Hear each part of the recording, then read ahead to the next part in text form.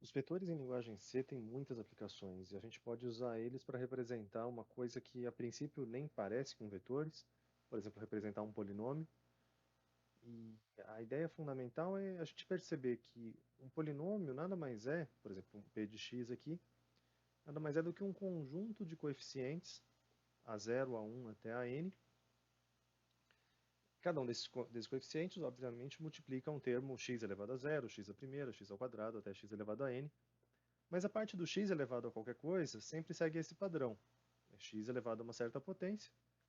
E se a gente representa dessa forma com subíndices, ainda fica mais claro que a potência a que o x está sendo elevado nada mais é do que o índice do nosso coeficiente.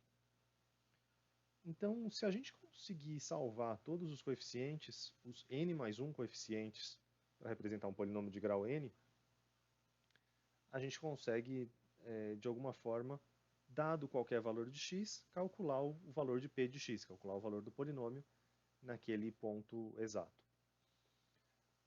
É interessante a gente perceber aqui uma semelhança entre a matemática e a programação, porque é um pouco estranho quando a gente olha a linguagem C, que começa a numerar os elementos de um vetor a partir de zero, mas nesse caso aqui, matematicamente, faz bastante sentido o primeiro elemento ser o A0, porque é o termo que multiplica x elevado a zero, é o termo constante, e assim a gente consegue manter o padrão de uma forma muito mais natural e mais parecida também com a da linguagem C. Então, a gente vai criar um vetor chamado A, em que a casinha 0 corresponde ao primeiro elemento, a casinha 1 corresponde ao segundo elemento, e assim por diante.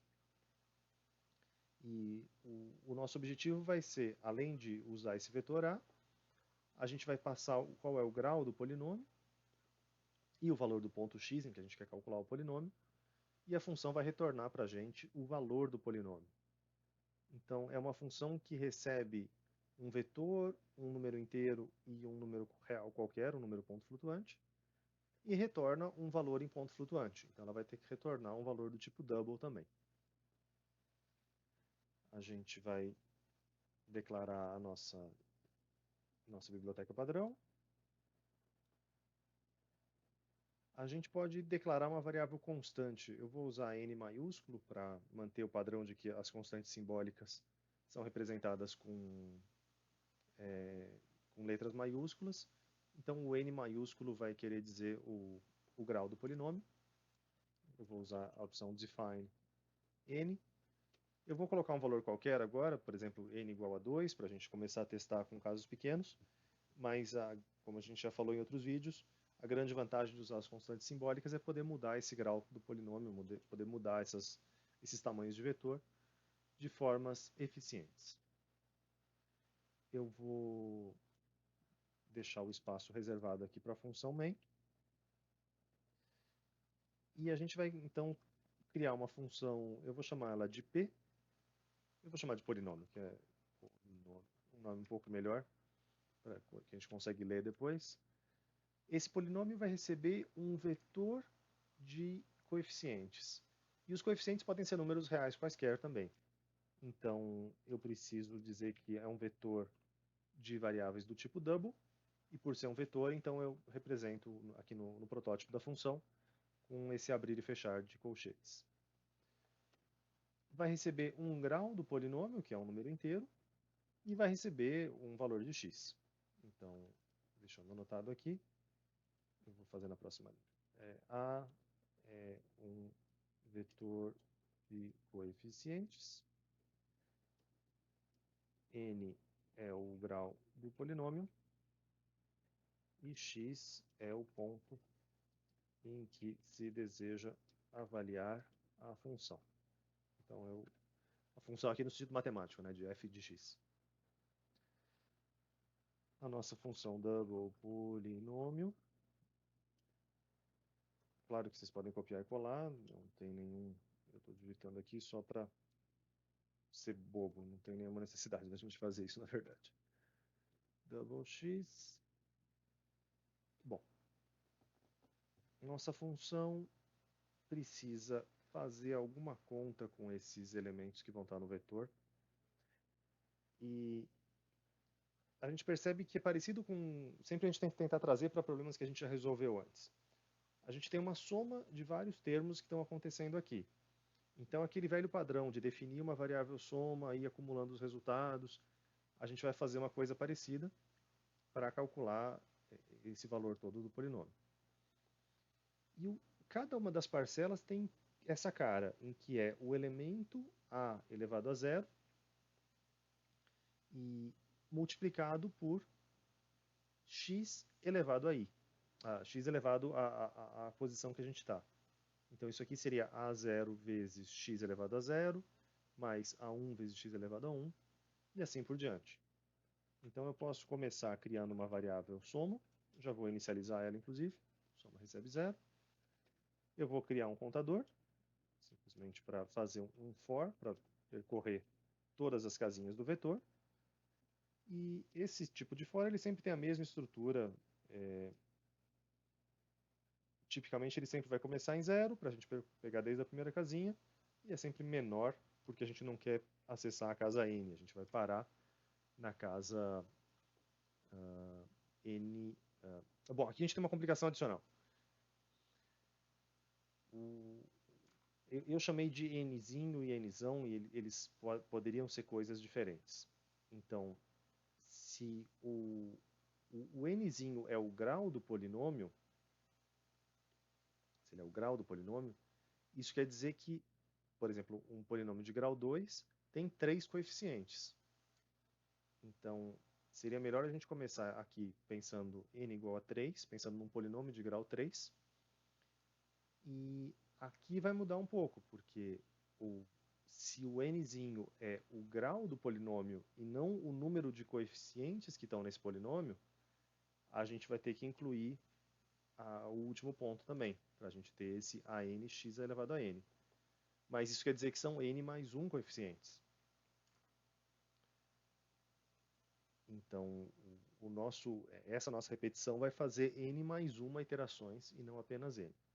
Se a gente configurar o vetor x da forma correta na função main, tudo vai dar certo. Então, é sempre uma questão, não tem um único jeito, é sempre uma questão de precisar ser coerente, mais do que tudo. Como é que a gente vai atualizar a nossa função, a nossa variável soma? Soma recebe o valor anterior de soma, mais um certo termo, que é o vetor de coeficientes, casinha i, multiplicado por x elevado a i. E para fazer x elevado a i, a gente pode usar a função POW, de power, que quer dizer que toma dois argumentos. Ela recebe um x, que é o vetor, o ponto onde a gente quer calcular a potência, x elevado a quanto? X elevado a i. Então, isso aqui vai ser cada um dos termos a0 vezes x a 0, mais a1 x a 1, e assim por diante. Eu vou repetir esse somatório várias vezes, até o último grau, e aí é só a gente retornar a variável soma. Vamos testar isso aqui. Eu vou criar um double, eu vou chamar de coeficientes, que eu tenho um exemplozinho que já está pronto aqui, por exemplo, no Excel. A gente vai fazer um polinômio clássico, então x² menos 5x mais 6, um polinômio que tem duas raízes, em 2 e 3. Então, os seus coeficientes, para a gente manter essa mesma ordem que está aqui, a gente tem que começar do A0. Então, os coeficientes são 6, menos 5 e 1. 6, menos 5 e 1. Nesse caso, os coeficientes são até inteiros, mas a gente está declarando de uma forma mais geral, permitindo, inclusive, coeficientes fracionários. O grau do nosso, vou chamar uma outra variável, então grau vale 2, porque esse é um polinômio de grau 2. Daí a diferença entre o nzão e o grau do polinômio, que é outra coisa. A gente poderia até fazer que o grau é n-1. Tá? Mas aqui eu estou falando explicitamente o valor dele. E para a gente calcular, por exemplo, quanto é que vale a função quanto é que vale a nossa função em x igual a 2, a gente pode dar um printf. A função retorna um valor double, então por isso porcentagem f. E aí eu chamo essa função como polinômio coeficiente. grau, e um valor de x desejado, por exemplo, x igual a 2. Eu poderia ter criado uma variável para x também, evidentemente, mas aqui eu estou só fazendo um teste rápido. E aqui a gente teve, então, quando o nosso x vale 2, o polinômio vale 3. Se eu variasse isso aqui para x igual a 3, a gente ia também continuar em zero, pegar um ponto diferente, por exemplo, em x igual a 0, o polinômio vale 6, evidentemente. Então, se eu trocasse aqui para 0, o polinômio vale 6. E assim por diante. Então, essa é uma forma abstrata que a gente pode usar para representar polinômios, baseado fundamentalmente em armazenar os coeficientes desse polinômio. A gente pode dar sequência nesse exercício tentando calcular a derivada de um polinômio. E a derivada de um polinômio é fácil de calcular em relação ao polinômio original, porque ele segue um padrão bem estabelecido. A derivada da constante é igual a zero, então esse termo desaparece na derivada.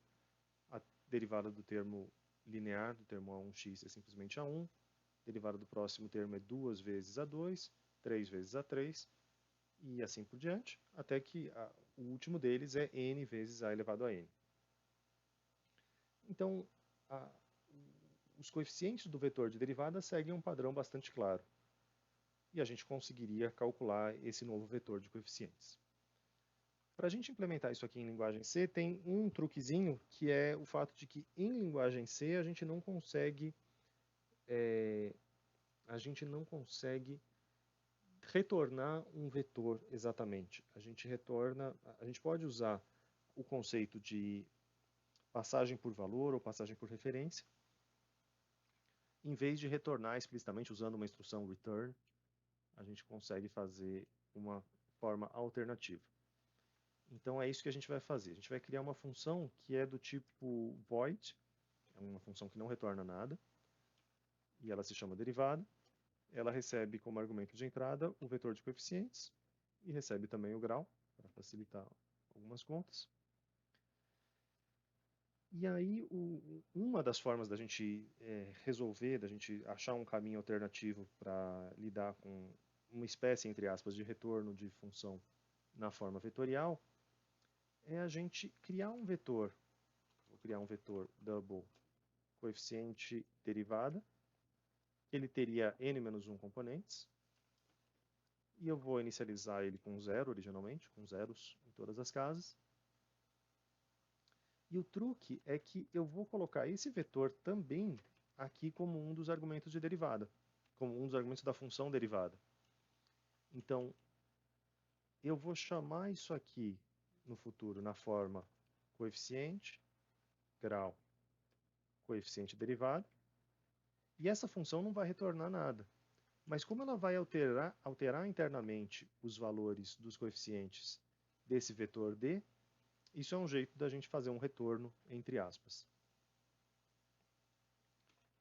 A função que a gente está criando do tipo void, derivada com coeficientes, grau e coeficientes da derivada.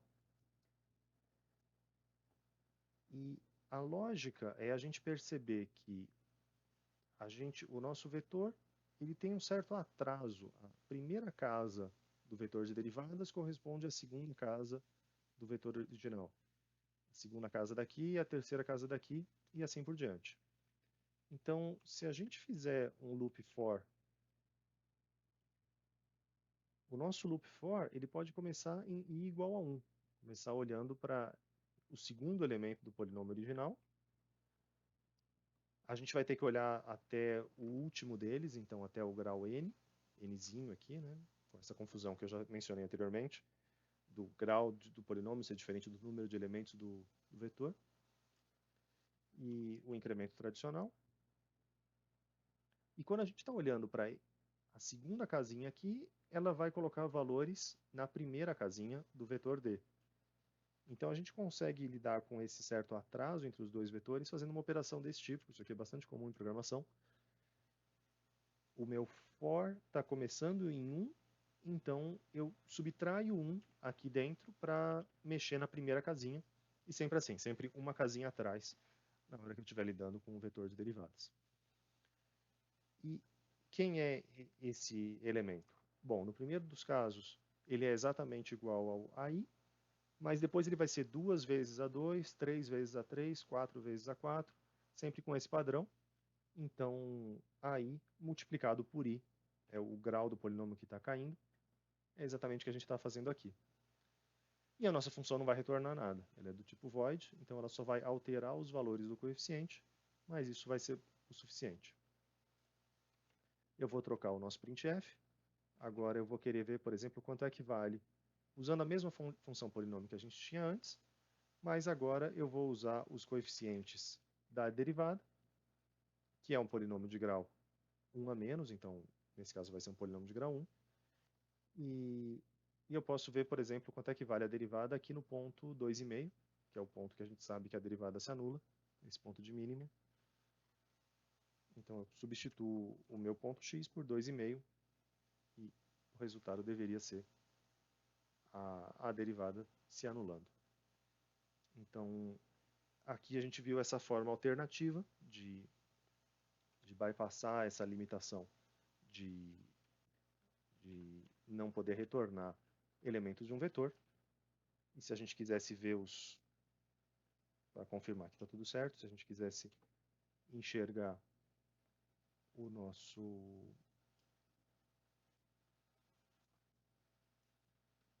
a nossa função de derivada, seria alguma coisa desse estilo. Coeficiente de derivada posição 0, vírgula, coeficiente de derivada posição 1. Como aqui é simplesmente uma reta, eu posso fazer desse jeito, mas se fosse um caso mais complicado, eu poderia até fazer um for para ir escrevendo automaticamente essa expressão e colocando os valores correspondentes. E aí os coeficientes da derivada do polinômio que a gente tinha, né? Então, se era esse polinômio aqui, a derivada vai ser 2x menos 5, que é o que está escrito aqui, só respeitando essa ordem que a gente definiu, então, de começar pelo coeficiente de grau 0.